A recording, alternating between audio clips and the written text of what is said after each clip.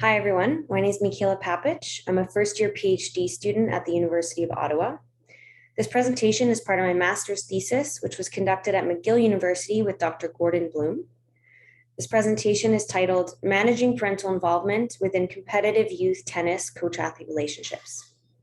I'd like to thank both my supervisor, Dr. Gordon Bloom, and Leah Catherine Domi, a professor at Cardiff Metropolitan University, as without them, this project wouldn't be possible.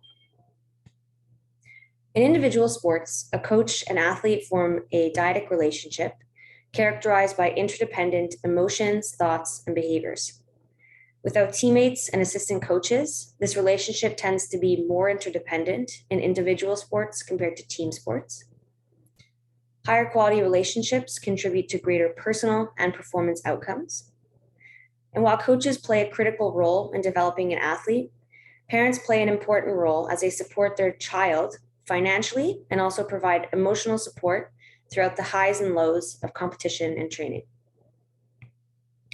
The purpose of this study was to explore how tennis coaches developed high quality relationships with their athletes, including their parents. 5 Canadian tennis coaches were recruited. They ranged between 39 and 56 years old. They were recommended through Tennis Canada as they had a reputation for establishing close, successful coach-athlete relationships. And they'd been coaching nationally ranked players for a minimum of 5 years. We engaged in 2 forms of data collection. First, a semi-structured interview was conducted with each participant. And then 3 story completion tasks were given to the coaches. These are hypothetical scenarios describing an interaction between a coach and athlete. The coaches were asked to imagine they're the coach in the given situation and describe how they would respond in the given situation. Following that, a follow-up interview was conducted to further explore the responses. Then a thematic analysis was used to identify themes across the data set. So coaches establish close coach-athlete relationships by involving parents within the child's development. They established shared values with the family. They explained to the parents what the athlete was working on so they could communicate similar messages to the athlete. They identified unsupportive behaviors displayed by parents, and they also facilitated the display of supportive behaviors. Now, coaches believed that family values and parenting styles were going to influence how they chose to coach the given athlete. David said, "Parents invest so much time, energy, and money into their child's tennis. I bring them in as much as possible because how the parents think is so important." However, family values and parenting style didn't complement the coach's coaching style. Sometimes coaches felt it was better to not work with that particular athlete. For instance, David said, "Recently I told one parent, I get along really well with your son, but I can't coach him anymore. Your personal values, how you talk to your son, and how you approach everything that I do is counterproductive. Therefore, I feel that I'm wasting my time and your money, and I'm not going anywhere with him. So I can't coach your son anymore." Coaches also emphasize the amount of feedback that parents are going to give to their child. In order to make sure that feedback was good, they worked with parents to explain what the athlete was working on so they could communicate a similar message to the athlete. Charlotte said, "The parents play a big role in tennis. Whether it's driving to tournaments on the weekends or attending trainings, parents are always going to be a part of it. I talk to the parents a lot more than most coaches do.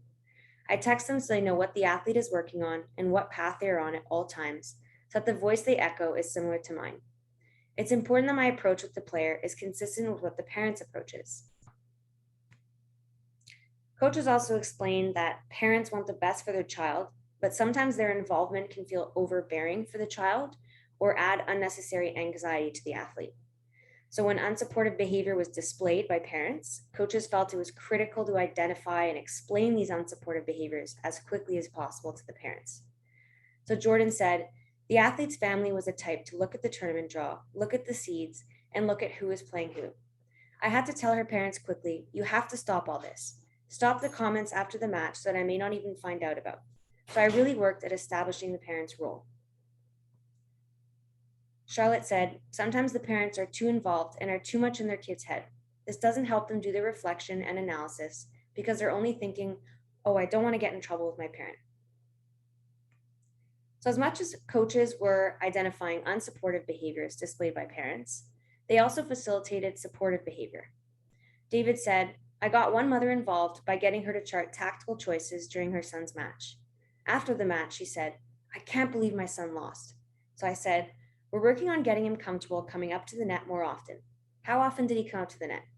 She looks at the chart and says, well, he won 7 points out of 10 at the net.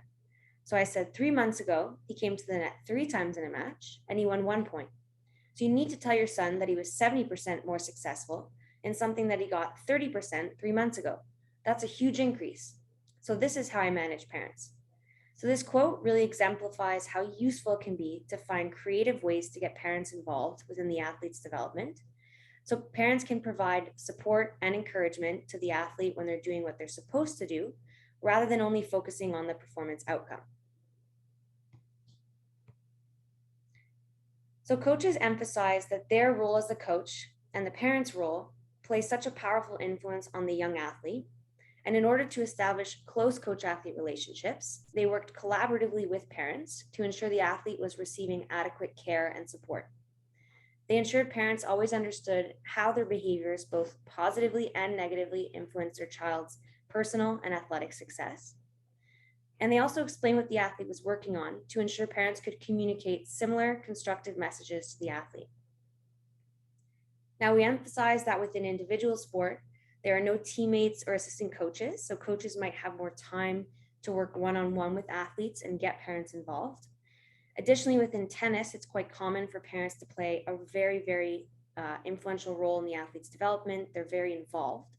So we're curious to see if across different sports, how coaches perceive their role in managing parental involvement, particularly within youth sport. So we emphasize that coaches should include rather than exclude parents within youth sport. They should explain to parents what they're working on with the young athlete so parents can communicate similar messages to the athlete. While tennis players are playing in competition, they can see people around them. And if parents are showing too much emotion throughout competition, it can add additional pressure and anxiety to the athlete. So coaches can work with parents to explain the importance of managing their emotions throughout competition. And finally, these results seem to have good implications for coach education, as coach education can include tools and strategies to involve parents within the child's development in youth sport. Thank you for listening, and I'll now open it up to questions and comments.